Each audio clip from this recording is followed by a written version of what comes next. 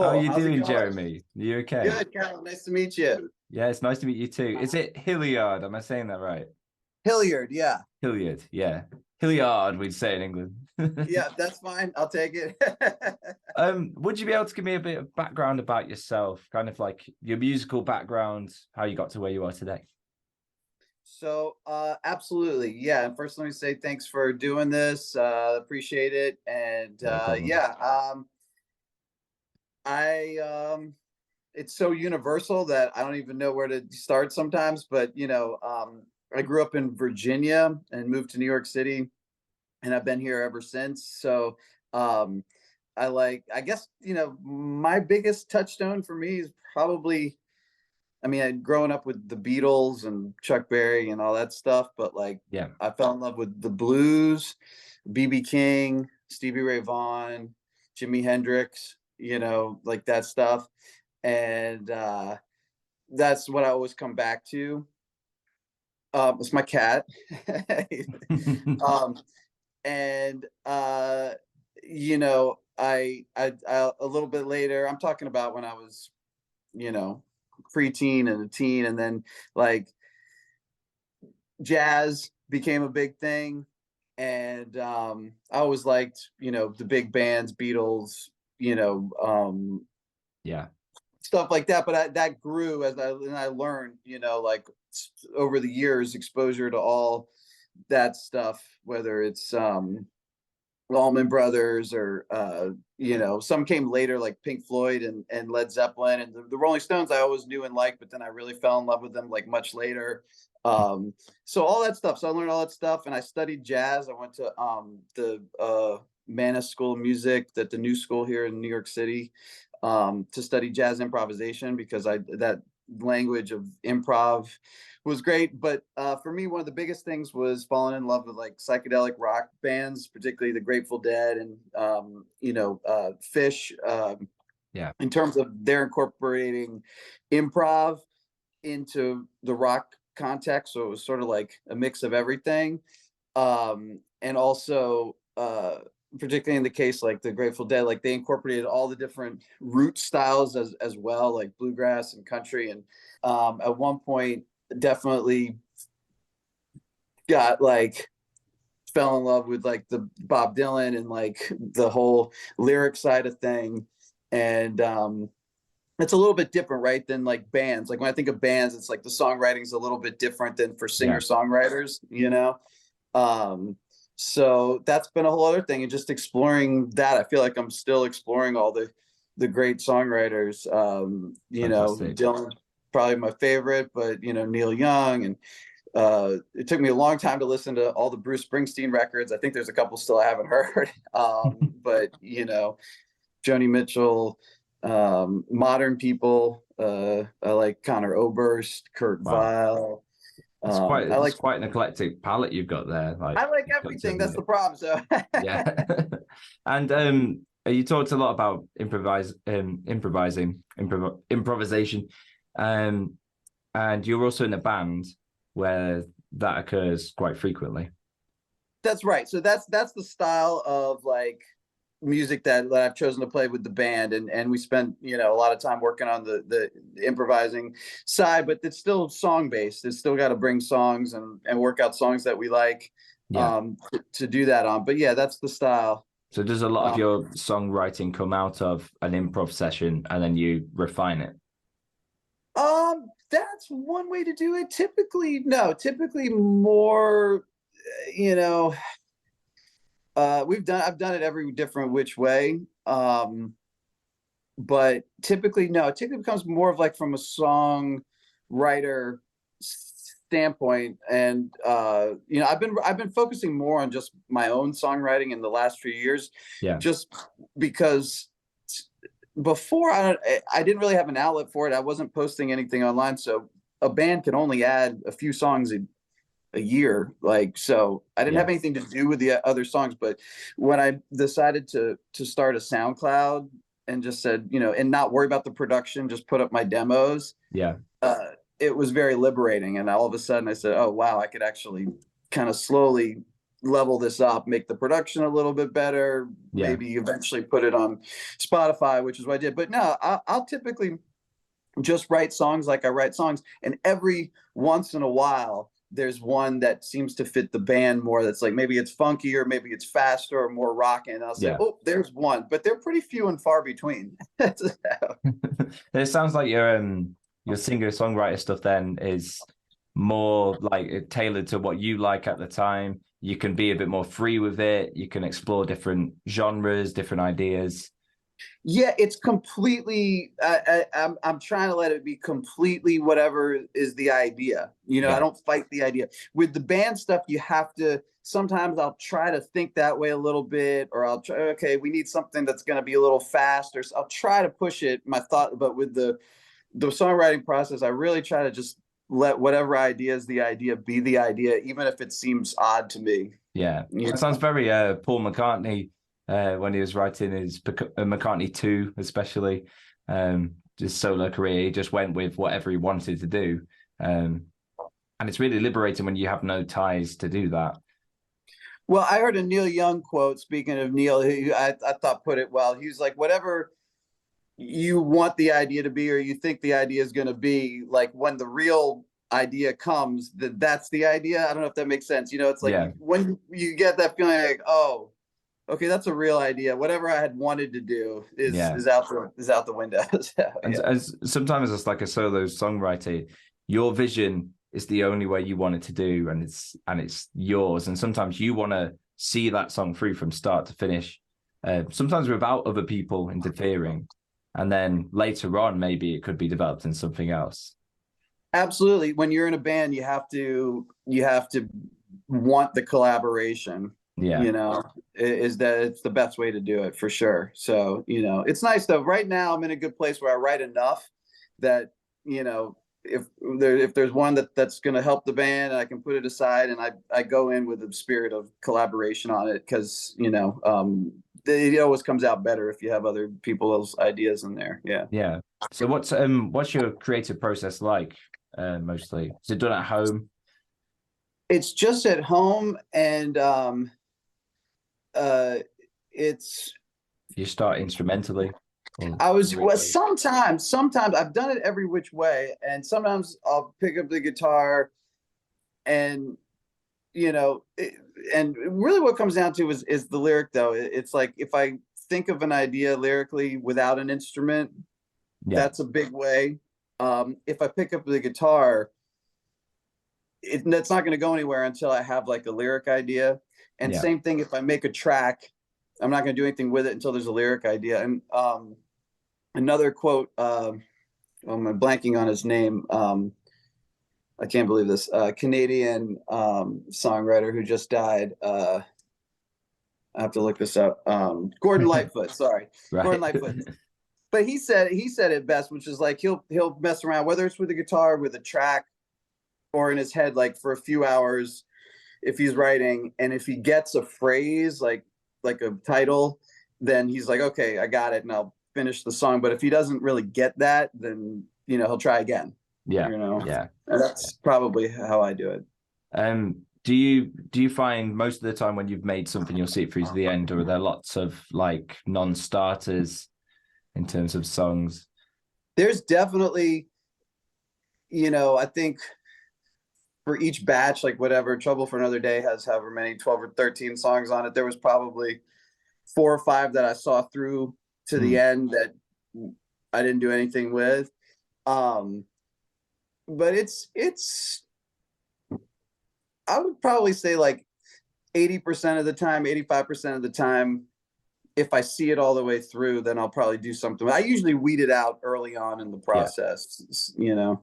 So this is your first debut album. How do you feel it's going? It's good. I'm glad I did it. Yeah. But it was a lot of you know, I'm learning a lot about things that I would do differently, as always, but I would never have learned those things if I hadn't done it, you know. Yeah. I mean, it's great that we live in an age like this where we can just make our songs ourselves, post them online, get some money from streaming, promote it ourselves, it's definitely a different time.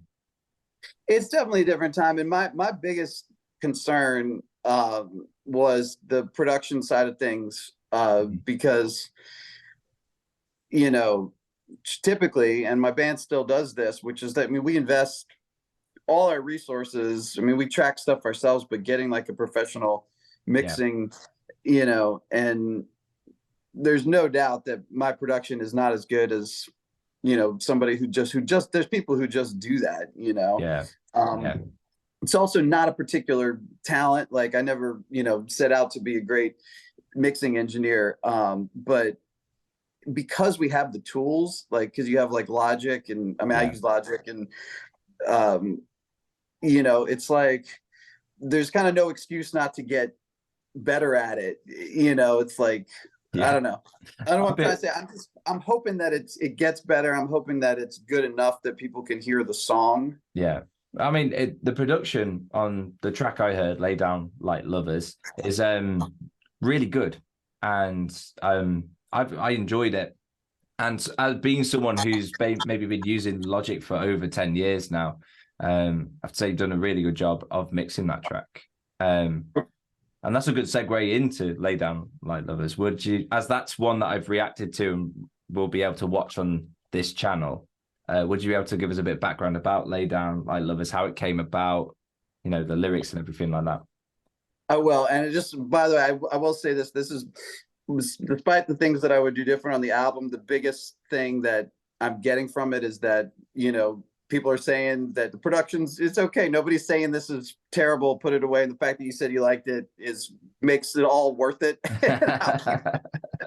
So thank you. So a real quick tidbit too. I did learn this after I mixed the album. My friend was telling me that the bass frequency, it gets exponentially louder. And I never knew that. Right. Like, if you turn up a track, you know, as it gets louder, the bass gets louder than the treble does. It's like not the same. You know what I mean? Yeah.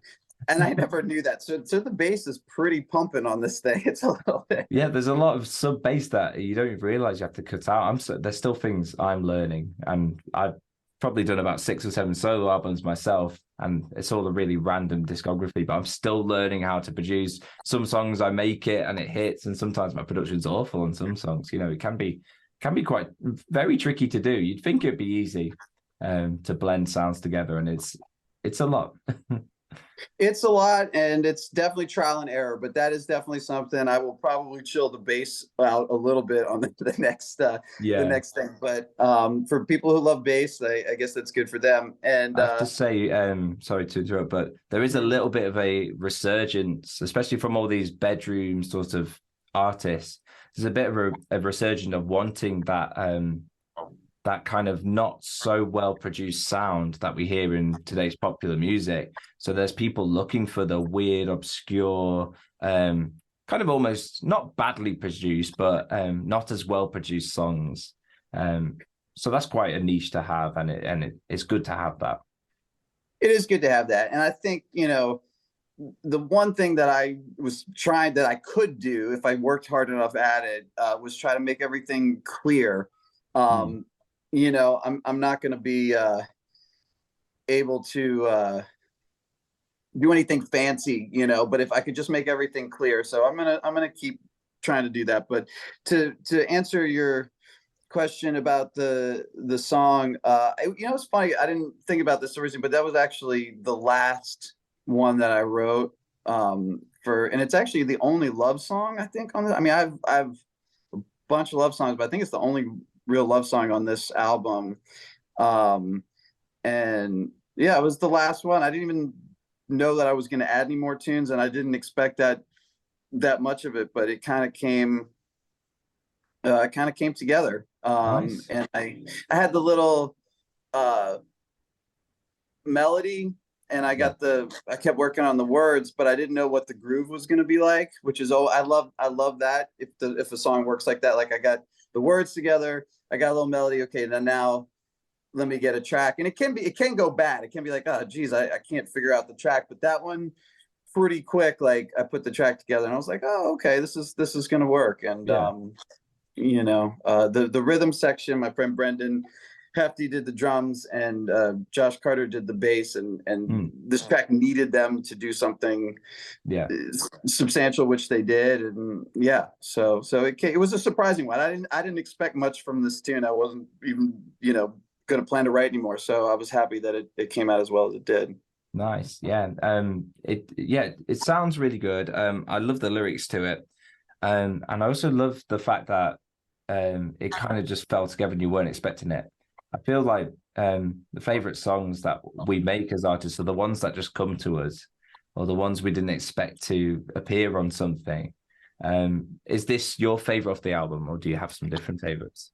Well, I totally agree with you that those end up being the favorites. That it's, you know, I guess they're coming from a place in the subconscious that you can't get to deliberately. Yeah. You know. Yeah. I don't know if it's my favorite. I will say one thing about my process, and it goes back to what we were talking about at the beginning. I am so eclectic, and I love, you know, I love roots music. I love American country music, like bluegrass and all that stuff. And when I sit down to write 10 songs, like without fail, 3 or 4 of them will come out like Americana country every time, and the others don't.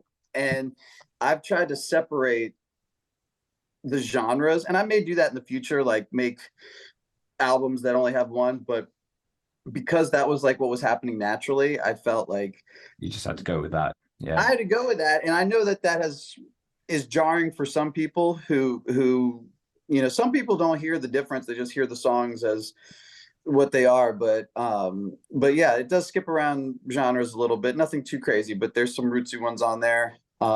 This one is obviously not, but yeah, I just wanted to throw that out there, because that is something that has baffled me, and I'm still trying to figure that out. Yeah. Well, but it's good that you said that, because the picture that I got was just from that one song. So you're actually saying, actually, my album skips around, it's different genres. It's actually intriguing to me more that I could find some different sounds from you. So to some people, that works to an advantage. To others, they might go, oh, I like that. I'm going to go and find some more by that artist. And then they listen to the other things and go, oh, that's not the same. But I think with singer-songwriters, I think you're allowed a bit more freedom to do that. Yeah, it's the same voice, it's the same production. Yeah, I think so too. And I hear it from, you know, I hear both sides of the equation. That was just something that has come up in relation to this album. Yeah.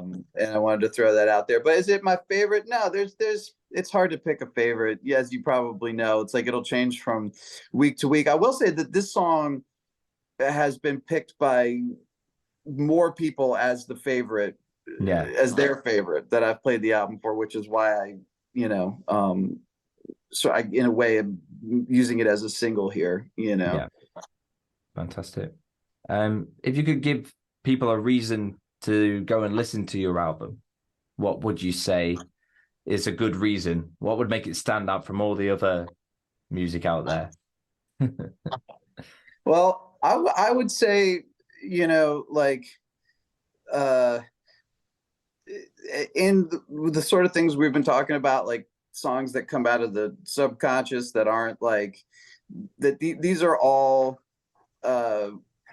genuine ideas. Like there's nothing sort of manufactured on this album. These are all ideas that surprised me. Okay. And I felt that were, you know, well executed, and as well as I can, you know, use songcraft and produce, but all the ideas on there, you know, were sort of out of left field.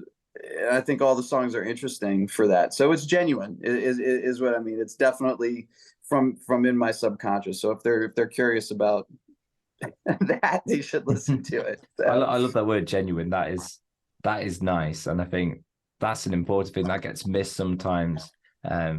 Artists trying to make stuff to please an audience. So I like that. Genuine. Or even to please yourself, you know what I mean? Yeah. Sometimes I'll try to say, oh man, I really want to write a banger, or I want to, write something funny, and I try to please myself, but that's not even as genuine as just whatever weird thing is actually in your mind, you know what I mean? So Yeah. pleasing others or yourself. That's why I love music so much. There's so many different ways you can approach doing it. So yeah, love genuine. I know you perform a lot of music because you're in a band. Have you ever thought to perform your own music, or have you already? Well, I'm the primary songwriter in the band, so I get to play my songs a lot, fortunately. But the solo stuff is turning into its own thing, and I've gone out and I've done some played these songs with just the acoustic guitar in some small rooms over the last few years, but not very much. At some point, I would like to do a real proper solo show, maybe with a different backing band than my band, and pick some, maybe after the next solo album comes out, pick some of the best tunes and put together a set and do something totally different. That's still probably ways off, but that I would love to do that. Yeah, that sounds awesome. I've got two final questions for you.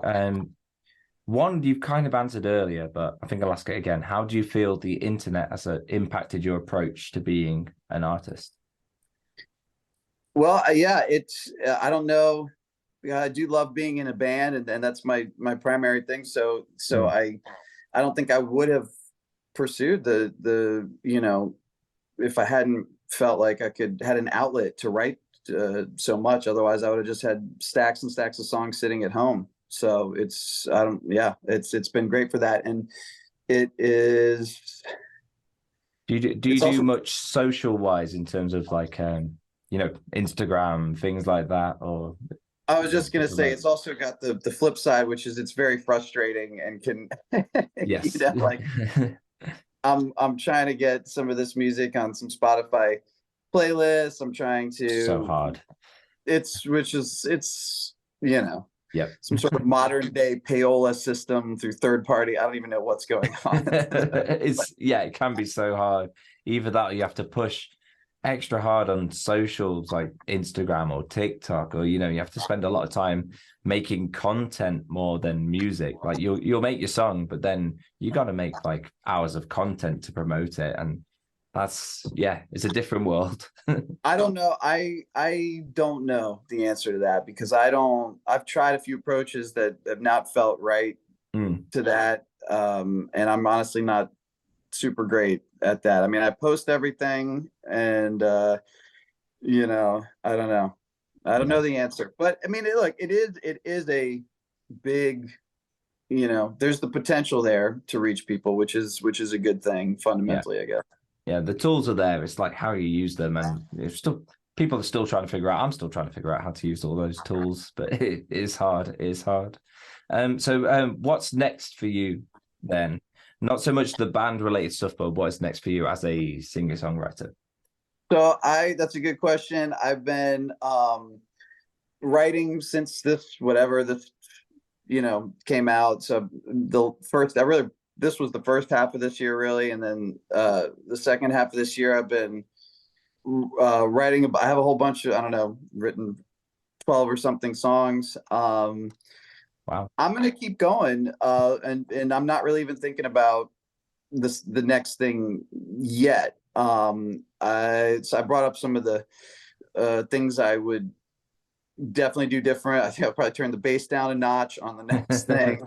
And in terms of the styles, I might want to write 20 songs and see where I'm at stylistically. I have to give a couple of things I've written to my band too, which is important, but it also kind of disrupts this group of songs I'm writing. So I'm still figuring it out, but I'm taking my time, and just there's a certain amount of quantity. It's don't even think about it until you've written 20 songs you like.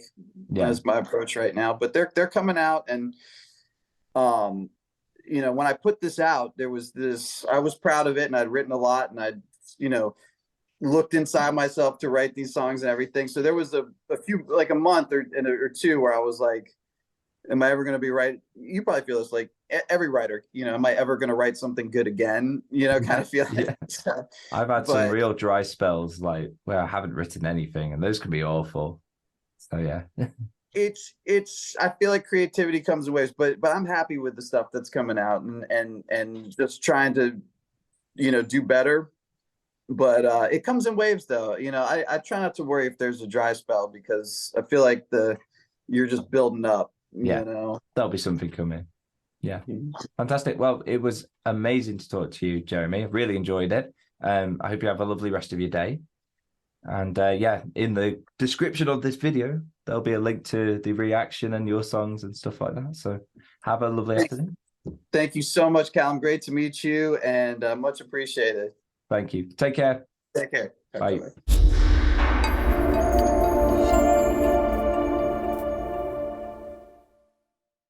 Bye, ladies and gentlemen.